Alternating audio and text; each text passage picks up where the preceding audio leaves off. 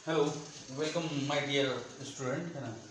कल वीडियो जारी किया था तो एक्चुअली अपलोड करने में कुछ टेक्निकल इशू आ गई थी, इस कारण से हम जो है नहीं कर पाए।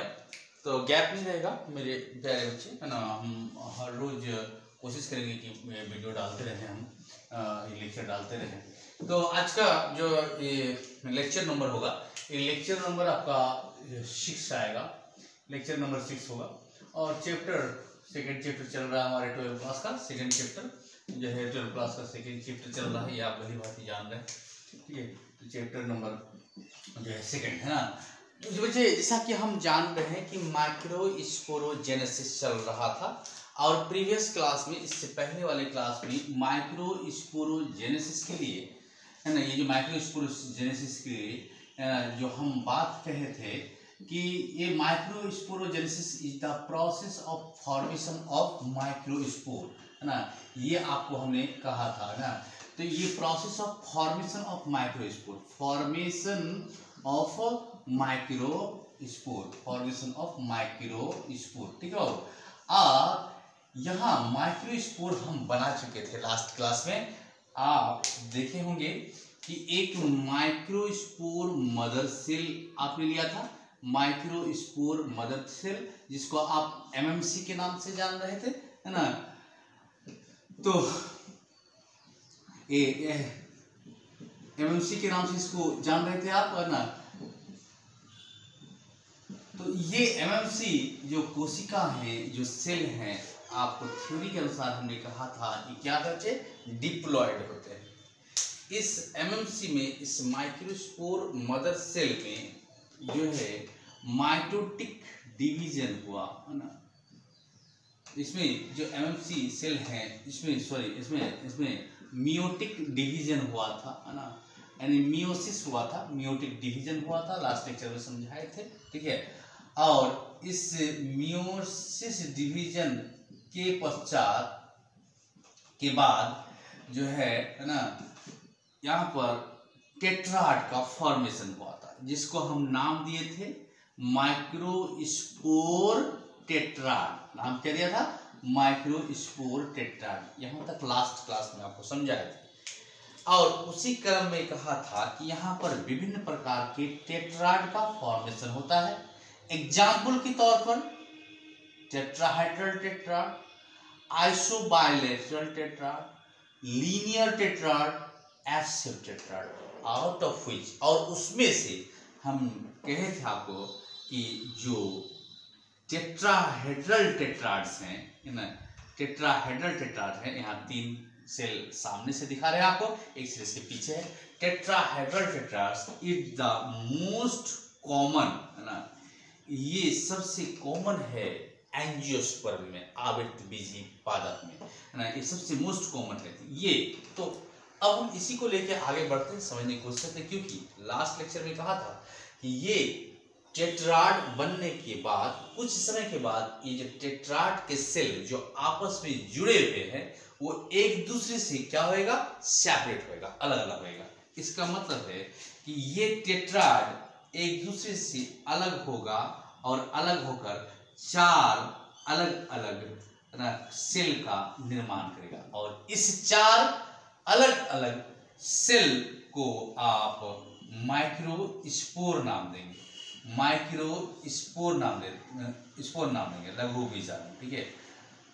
इसको नाम देंगे आप क्या, माइक्रोस्पोर, और फॉर्मेशन ऑफ माइक्रोस्पोर का। और इस परिभाषा जो हम दिए थे एक माइक्रोस्पोरोजेनेसिस में, उसमें कहा था कि फॉर्मेशन ऑफ माइक्रोस्पोर एक स्टेप पार कर गए, है ना, यहाँ पर एक स्टेप पार कर, लेकिन फॉर्मेशन ऑफ माइक्रोस्पोर ही इस प्रक्रिया का अंत नहीं है, इस प्रोसेस का समाप्ति नहीं है, क्योंकि एक्चुअल में इस प्रोसेस में फाइनली मेल गैमेट को बनना है, मेल सेक्स सेल को बनना है, ठीक है ना, मेल सेक्स सेल को बनना है। और दूसरे शब्दों में हम कह सकते हैं पॉलन ग्रेन का निर्माण होना है, और पॉलन ग्रेन के अंदर ही मेल सेक्स सेल पाए जाते हैं, ठीक। ये जो 4 अलग अलग माइक्रोस्पोर का फॉर्मेशन हुआ, अब इसके अंदर न्यूक्लियस होंगे, चूंकि ये हैप्लॉइड है, सारे हैप्लॉइड है ना। और इसके अंदर जो न्यूक्लियस है ना, ये न्यूक्लियस हैप्लॉइड होंगे और इसके अंदर साइटोप्लाज्म भी पाए जाएंगे और ये साइटोप्लाज्म चारों तरफ से प्लाज्मा मेम्ब्रेन के द्वारा क्या होंगे, घिरे हुए रहेंगे। अब चूंकि ये टेट्राड का फॉर्मेशन पॉलन सैक में हुआ था, है ना, और वहाँ जो है टैपिटम सेल पाए जाते हैं, उस टैपिटम सेल के द्वारा इस हैप्लॉइड माइक्रोस्पोर टेट्राड के चारों तरफ एक लेयर का, आवरण का, वाल का या दीवार का, या एक तरह से कॉमन भाषा में, आम भाषा में कह सकते हैं, घेराव होगा, है ना। सपोज कर लीजिए कि थोड़ा देर के लिए इसे सपोज कर सकते हैं कि यही वो टेट्राड में से एक हैप्लॉइड सेल है। इस हैप्लॉइड सेल जब फॉर्मेशन हुआ, है ना, फॉर्मेशन हुआ, तब टैपिटम सेल जो है इसके चारों तरफ एक आवरण कवर करेगा, जैसे ऐसी, है ना, हम आपको समझा रहे हैं, ठीक है। तो इसको चारों तरफ से एक लेयर, एक चादर या एक सतह के द्वारा घेरेगा। एक्चुअली में ये बाहर से जो चादर से या लेयर से या आवरण से घिरा, वो एक अकेला लेयर नहीं है। एक्चुअली में यहाँ दो आवरण होते हैं, दो तरह के लेयर होते हैं, एक बाहरी लेयर और एक अंदर के लेयर, है ना, ठीक है।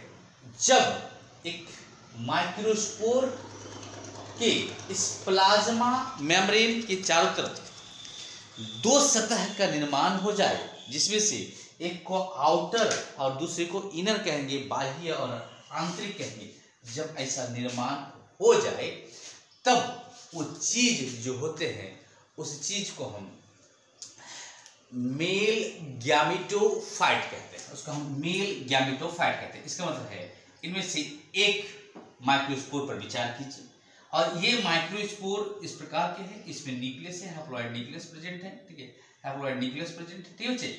और इस हैप्लॉइड न्यूक्लियस के चारों तरफ जो प्लाज्मा मेम्ब्रेन, सॉरी साइटोप्लाज्म है, फिर साइटोप्लाज्म का जो प्लाज्मा मेम्ब्रेन घेर के रखा है, उसके बाहर से एक एकदम सटे हुए प्लाज्मा मेम्ब्रेन का एक सतह का निर्माण होता है ना। फिर उस सतह से बाहर एक और सतह का निर्माण होता है, उस सतह से बाहर एक और सतह का निर्माण होता है। जब इस प्रकार से प्लाज्मा मेम्ब्रेन बाहर से दो तरह के सतह से घिर जाए, अब इस स्ट्रक्चर को, इस संरचना को माइक्रोस्पोर, है ना, नहीं कहते, अब हम इसको मेल गैमेटोफाइट कहते हैं, मेल गैमेटोफाइट कहते हैं, ठीक है बाबू, इसको हम मेल गैमेटोफाइट कहते हैं। तो है ना, ये जो मेल गैमेटोफाइट है ना, ये जो मेल गैमेटोफाइट नाम दिया आपने ना, मेल गैमेटोफाइट जो नाम दिया आपने, ठीक है, इसको मेल गैमेटोफाइट क्यों कह रहे हैं, इस बात को समझिए। चूंकि ये एक मेल सेक्स सेल का या मेल गैमेट का निर्माण करेगा।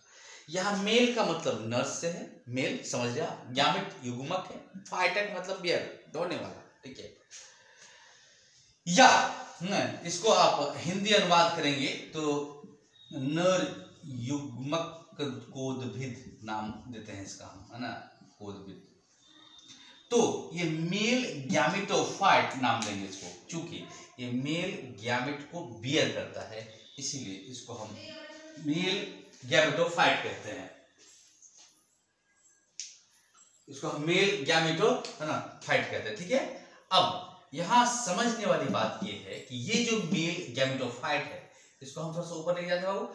ये मेल गैमेटोफाइट का जो संरचना है, जो स्ट्रक्चर है, ये अंदर एक न्यूक्लियस और इसके बाहर से एक लेयर, है ना, एक लेयर, और इस लेयर को हम इंटाइन लेयर कहते हैं, इस लेयर को हम इंटाइन लेयर कहते हैं, ठीक है, अंतःचूल या आंतरिक चूल, ठीक है, अंतःचूल, है ना। और इस इंटाइन लेयर्स के बाहर इस प्रकार से रफली, बिल्कुल ये रफ होते हैं, ये स्मूथ नहीं होते हैं, इस प्रकार से एक और लेयर का निर्माण होता है। जो लेयर कंटिन्यूअस नहीं होता, वो डिसकंटिन्यू होते हैं, जहां तहां इस प्रकार के छोटे छोटे छिद्र पाए जाएंगे, है ना, छिद्र पाए जाएंगे। इस बाहरी लेयर को हम एक्साइन कहते हैं, इस बाहरी लेयर को हम एक्साइन लेयर कहते हैं, समझ रहे हैं। तो ये जो एक्साइन लेयर है ना, ये जो एक्साइन लेयर है, ये एक्साइन लेयर एक्चुअली में स्पोरोपोलिनिन केमिकल सब्सटेंस का बना हुआ होता है, जो टैपिटम सेल से रिलीज किया जाता है। इसका मतलब है इन लेयर का निर्माण के लिए टैपिटम सेल ही उत्तरदायी है। चूंकि ये स्पोरोपोलिनिन है ना, स्पोरोपोलिनिन, ये यहाँ पर हम लिख दे रहे हैं कि स्पोरोपोलिनिन, ये स्पोरोपोलिनिन नामक केमिकल सब्सटेंस से मिलकर बने हुए हैं, जो अभी के बायोलॉजिकल दुनिया में सबसे ज्यादा हाईली रेसिस्टेबल माना जाता है। किसी भी तरह का temperature, desiccation, alkalinity, salinity, basicity है ना, ये ठीक है, अम्लीय पीएच या जो है आपका बेसिक पीएच, ये सब हर कंडीशन से पर ये रेसिस्टेंट होता है, यानी इस स्ट्रक्चर को बाहरी आवरण से सुरक्षा प्रदान करने का काम करता है, क्योंकि ये हर तरह के वातावरण से क्या कर सकते हैं, है ना, ये रेसिस्टेंट होते हैं, लड़ सकते हैं, ठीक है। इसको याद रखिए, बहुत इंपॉर्टेंट पॉइंट है ना। तो ये चीज बन गया है ना। अब क्या होगा इसके बाद, है ना, इसके बाद क्या होता है कि ये जो स्ट्रक्चर है बाबू, ये जो स्ट्रक्चर है, ये स्ट्रक्चर में एक प्रक्रिया होती है, इसके क्वेश्चन के बाद प्रक्रिया होती है, और इसमें एक माइटोसिस डिवीजन होगा, एक माइटोसिस डिवीजन होगा, माइटोसिस डिवीजन। तो ये जो माइटोसिस डिवीजन है, ये जो माइटोसिस डिवीजन है ना, इस माइटोसिस डिवीजन के तत्पश्चात इसके जो सेल है अंदर, है ना, ये सेल दो भागों में विभाजित होगा। और आपको हम पहले ही समझाए थे कि जब माइटोसिस डिवीजन हो, समसूत्री विभाजन हो, तब डॉटर सेल, दो डॉटर सेल का फॉर्मेशन होता है, और उसमें क्रोमोसोम नंबर समान होता है अपने पेरेंट्स के बराबर। चूंकि अभी आपने माइक्रोस्पोर मदर सेल को डिप्लॉइड से शुरू किया था, मियोटिक डिवीजन हुआ है तो हैप्लॉइड टेट्राड का फॉर्मेशन हुआ था, यानी ये मेल गैमेटोफाइट अपने आप में हैप्लॉइड था। इस हैप्लॉइड यानी कि एन, इस हैप्लॉइड में माइटोसिस डिवीजन होगा, तो बनने वाले जो भी डॉटर सेल होंगे वो भी क्या होंगे, हैप्लॉइड होंगे। बिल्कुल सही, ठीक है बाबू। ये जो स्ट्रक्चर है, जब इसमें माइटोसिस डिवीजन हो जाएगा, तब ये अंदर वाले जो कोशिका है, इसके जो न्यूक्लियस है, ये न्यूक्लियस डिवाइड करेगा, और वही थ्योरी पालन करेगा, karyokinesis is followed by cytokinesis. मतलब पहले न्यूक्लियस का डिवीजन होगा, फिर जो है साइटोप्लाज्म का डिवीजन होगा। तो इस जगह पर पहले न्यूक्लियस का डिवीजन हो जाएगा, और ये एक न्यूक्लियस जो है दो न्यूक्लियस में कन्वर्ट हो जाएगा, दो न्यूक्लियस में बदल जाएगा। सुनिए, तो है ना, दो न्यूक्लियस में जो है क्या हो जाएगा, ये बदल जाएंगे, है ना। अब जब एक कैरियोकाइनेसिस यानी न्यूक्लियस का विभाजन हो जाएगा, तब साइटोकाइनेसिस स्टार्ट होगा, साइटोप्लाज्म होंगे। थोड़ा सा अंतर ये है, जो थ्योरी आपको हम पहले पढ़ाए थे, karyokinesis is followed by cytokinesis का क्या मतलब है, उसमें कहा था कि न्यूक्लियस का विभाजन का पालन करेगा साइटोप्लाज्म का विभाजन, यहाँ पर भी पालन करेगा, लेकिन फर्क है बाबू कि यहाँ पर साइटोप्लाज्म का जो विभाजन होगा, जो डिस्ट्रीब्यूशन होगा, जो बंटवारा होगा, वो अनइक्वल होंगे, वो बराबर नहीं होगा, कम बेसी होगा। मतलब ये साइटोप्लाज्म विभाजित तो होंगे, बट ये साइटोप्लाज्म का विभाजन थोड़ा कम होगा, एक तरफ ज्यादा होगा और एक तरफ क्या होंगे, कम होंगे। इनमें से ये एक सेल होंगे, ये एक सेल होंगे, डॉटर सेल कहा जाएगा थोड़ी देर के लिए, लेकिन इस विभाजन के पश्चात जो बड़े वाले सेल होते हैं, और उस बड़े वाले सेल का नाम होता है न्यूट्रिटिव सेल, उस बड़े वाले सेल का नाम होता है न्यूट्रिटिव सेल, ठीक है बाबू। तो क्योंकि न्यूट्रिटिव सेल इसीलिए क्योंकि ये न्यूट्रिशन देने का काम करता है, इसीलिए इसको हम न्यूट्रिटिव सेल कहते हैं, या इसको आप ट्यूब सेल भी कह सकते हैं, या नहीं तो इसको वेजिटेटिव सेल भी कह सकते हैं। याद रखिएगा, न्यूट्रिटिव सेल, वेजिटेटिव सेल या ट्यूब सेल, ठीक है। क्योंकि है ना, पॉलन ट्यूब का निर्माण इसी के लेयर से होने जा रहा है। ठीक है, अब देखिएगा इसके चारों तरफ एक लेयर था जिसका नाम आपने क्या लिया था, इंटाइन लेयर नाम लिया था, है ना।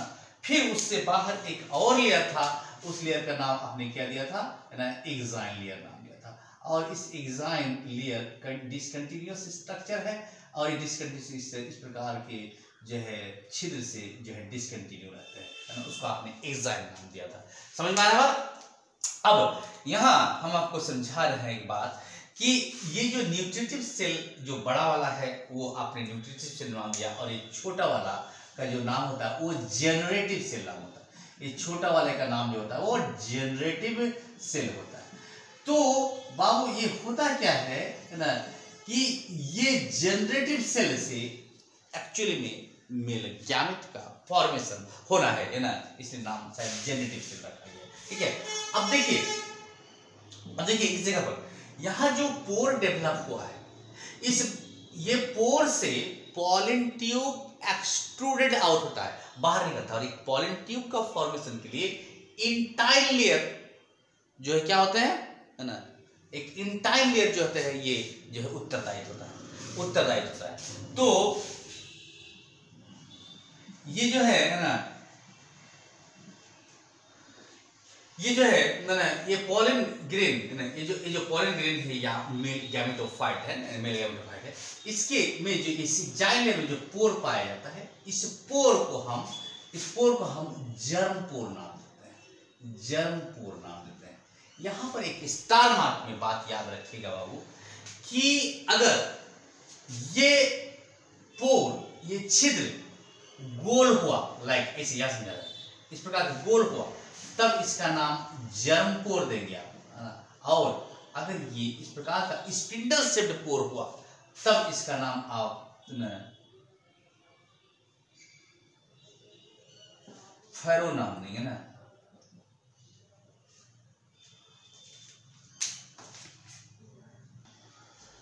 तो इसका नाम जो है ना जर्म फैरो देंगे। ठीक है ना, तो ये याद रखिएगा स्पिंडल शेप, है ना। ये जो पोर का फॉर्मेशन हुआ है इज नथिंग, है ना। एक्चुअली में जब एक्साइन लेयर का फॉर्मेशन हो रहा था, तो एक्साइन लेयर के फॉर्मेशन में बाहर की तरफ, है ना, सपोज कर लीजिए कि ये वो सेल था जिसके चारों तरफ एक्साइन लेयर बना था। ये जो लेयर बन रहा था, जहां पर स्पोरोपोलिन का कंपोजिशन डिपोजिट नहीं हुआ, दूसरे शब्दों में जहां स्पोरोपोलिन नहीं पाया गया, वो जगह निर्माण कर दिया क्या, जर्मपोर। इसका मतलब दूसरे शब्दों में कह सकते हैं कि जर्मपोर एक पॉलन ग्रेन का या मेल गैमेटोफाइट का एक ऐसा जगह है जहां पर स्पोरोपोलिन क्या है, एब्सेंट है। तो ये वो जगह होंगे जहां पर स्पोरोपोलिन क्या होंगे बच्चे, एब्सेंट होएगा। ठीक है ना। और ये रिस्पॉन्सिबल है इस इंटाइन, क्योंकि इंटाइन लेयर फ्लेक्सिबल होते हैं, यहाँ इसी जर्मपोर से बाहर निकलता है और ट्यूब लाइक स्ट्रक्चर का फॉर्मेशन करता है, जिसको हम पॉलन ट्यूब के नाम से जानते हैं। समझ बात? ठीक है, इतना जब हो गया है ना, यहाँ ये मेल सेल जेनेटिव सेल का फॉर्मेशन हो गया, मेल गैमेट का फॉर्मेशन हो गया। इस जगह पर याद रखने वाली बात आपकी ये होगी, है ना, कि ये एक ऐसा संरचना है जिस संरचना के अंदर मेल गैमेट है। इसलिए पॉलन ग्रेन जो है एक ऐसा स्ट्रक्चर है जो मेल गैमेट को कैरी करता है, शायद इसीलिए इसका दूसरा नाम मेल गैमेटोफाइट है ना। यानी कि ये मेल गैमेटोफाइट यानी कि एक माइक्रोस्पोरोजेनेसिस का पहला पड़ाव फॉर्मेशन ऑफ माइक्रोस्पोर होगा, तो दूसरा पड़ाव फॉर्मेशन ऑफ मेल गैमेटोफाइट होगा। क्योंकि गैमेट का ही निर्माण करना ही इसका मकसद है, male gametophyte, formation of male gametophyte. ठीक, यहाँ पर याद रखने वाली बात यह है बाबू, ये जो आपने पॉलन ग्रेन का निर्माण किया है, इसमें दो सेल है, एक न्यूट्रिटिव सेल है और एक जेनेटिव सेल है। इस दुनिया में 60% एंजियोस्पर्म, आवृत बीजी एंजियोस्पर्म ऐसे प्लांट है जिसमें दो ही सेल पाए जाते हैं, और वो टू सेल्ड स्टेज कहा जाता है, उसको। यानी टू सेल्ड स्टेज है ना होते हैं 60% एंजियोस्पर्म। दूसरी बात स्टमक में रिमेनिंग 40% एंजियोस्पर्म में क्या होता है कि ये जो सेल पाए गए, ये जो मेल गैमेटोफाइट है, इसके इस जनरेटिव सेल में माइटोसिस डिवीजन हो जाता है। इस जनरेटिव सेल में माइटोसिस डिवीजन हो जाता है, और जैसे ही जनरेटिव सेल में माइटोसिस डिवीजन होगा, है ना, ये एक सेल 2 सेल का निर्माण कर देगा। यानी कि अब यहां पर एक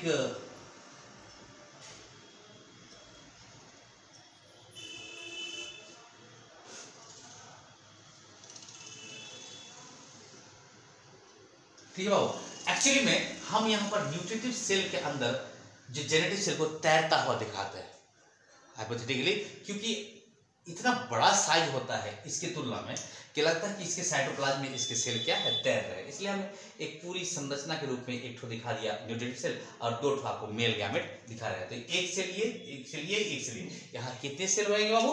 3 सेल होगा, है ना, 3 सेल होगा। ये बाहर की तरफ से इंटाइलर से घिरा हुआ है, और सबसे बाहर की तरफ से किससे घिरा हुआ है? एक्साइलर से घिरा हुआ है, एक्साइलर से घिरा हुआ है।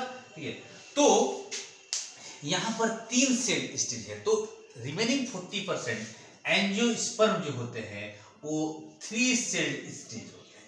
3 सेल स्टेज, इसको याद रखना, 3 सेल स्टेज होते हैं। ठीक है, और रेस्ट बात है ना, इस क्योंकि आपने मेल गैमेट का फॉर्मेशन कर दिया, यही हमारा टॉपिक का मकसद था। क्योंकि हम सेक्सुअल रिप्रोडक्शन पढ़ रहे हैं फ्लावरिंग प्लांट में, तो सेक्सुअल रिप्रोडक्शन में पहले मेल पार्ट को तैयार कीजिए, फिर फीमेल पार्ट को तैयार कीजिए, फिर दोनों का आपस में कॉपलेट कीजिए, तब तक सेक्सुअल रिप्रोडक्शन कंप्लीट होगा। अभी हम मेल पार्ट को तैयार कर रहे हैं। ठीक है, अब जो है नेक्स्ट बात है, ये जो पॉलन ग्रेन होते हैं बच्चे, जो एक एंथर से ट्रांसफर होकर स्टिग्मा तक आता है, और स्टिग्मा तक आने के बाद केमिकल इंट्रैक्शंस होता है, दोनों में जान पहचान होती है, और फिर पॉलन ट्यूब का फॉर्मेशन होता है, और फिर ये male sex cell running out करके फीमेल तक पहुंचता है। तो इस टॉपिक के बाद हम फीमेल के पार्ट का निर्माण करेंगे, तब फिर दोनों का प्रोसेस को हम आगे बढ़ाएंगे। और एक पॉलन ग्रेन जो एंथर से स्टिग्मा तक आया है, इसको हम पॉलिनेशन कहते हैं। इस टॉपिक को भी हम नेक्स्ट वीडियो में जारी करेंगे, नेक्स्ट वीडियो में पढ़ेंगे। यहाँ पर एक पॉलन ग्रेन बाबू एक एलर्जी का भी काम करता है, याद रखिएगा, एक एलर्जेंस का, एक एलर्जी का भी काम करता है। कुछ ऐसी पॉलन ग्रेन है ना, जो माइग्रेट करके आए हैं, और यहाँ पर इंसानी जिंदगी में एज ए एलर्जी, है ना, जो काम करता है, उसका नाम है हे फीवर, है ना। यानी इंसान इसके कारण जो है बीमार पड़ता है, और उस बीमारी का नाम क्या होगा? हे फीवर नाम होगा। किसके कारण? पॉलन में। तो एलर्जिक के रूप में इसको याद रखिएगा, पॉलन। और चौथा एक ऑब्जेक्टिव, ये पॉलन ग्रेन, ये जो पॉलन ग्रेन है, ये पॉलन ग्रेन एडिबल होते हैं, खाने योग्य भी होते हैं, बट एडिबल या खाने योग्य इन टर्म्स ऑफ टैबलेट्स, है ना, यानी तो सिरप, यानी कि मेडिसिन की दुनिया में इसका यूज होता है एज ए फूड सप्लीमेंट। इसीलिए एज ए फूड सप्लीमेंट हम इसको याद रखेंगे, एज ए फूड सप्लीमेंट इसको हम याद रखेंगे। चलिए बच्चे, एडिबल है but is in the form of tablet और a syrup, in the form of tablet और सिरप, इसको फूड है। और एक 5 ऑब्जेक्टिव इस जगह पर याद रखना बाबू, कि ये जो पॉलन ग्रेन है, जिसका बाहरी लेयर स्पोरोपोलिन नाम के केमिकल सब्सटेंस से मिलकर बने हैं, जो हाईली रेसिस्टेबल है, इस धरती में एक हाईली रेसिस्टेबल है, जो किसी भी अल्कलाइन पीएच या बेसिक पीएच पर, या डेसिकेशन पर, या टेम्परेचर पर टॉलरेट करने का क्षमता रखता है ना, क्षमता रखता है। ठीक है, तो ये एक ओवरऑल प्रोसेस था एक माइक्रोस्पोरोजेनेसिस का। बच्चे, हम बहुत अच्छे से समझाने की कोशिश किए आपको। अगर यहाँ कहीं भी समझने में फिर दिक्कत हो रहा है, तो वीडियो को 1-2 बार देखिएगा। फिर भी दिक्कत हो रहा है तो आप हमको कॉल करके इस बात को समझ जाइएगा। अब इस लघु बीजाणु जनन माइक्रोस्पोरोजेनेसिस को हमने दोनों भाषा में, बाइलिंगुअल हिंदी और इंग्लिश दोनों में जो है आपके सामने रखा है। इसके क्लास नोट्स जो होंगे, ये क्लास नोट्स हिंदी मीडियम के बच्चे के लिए बिल्कुल अलग तैयार किया हमने, और इंग्लिश मीडियम के बच्चों के लिए अलग तैयार किया है। जिस बच्चे को भी नोट चाहिए होगा, वो पर्सनली हमको कॉल कीजिए, और अपनी व्हाट्सएप नंबर पर उस नोट्स को मंगा लीजिए। वो नोट्स को या तो आप खुद ही राइट अप कर लीजिए, एक अच्छे से नोट घर में बना लीजिए, या तो फिर फोटो कॉपी करके आप आने वाले एग्जाम के लिए जो अपने आप को प्रिपेयर कर सकते हैं। इससे ज़्यादा हम क्या समझाएं। थैंक यू, है ना, फिर मिलेंगे नेक्स्ट वीडियो।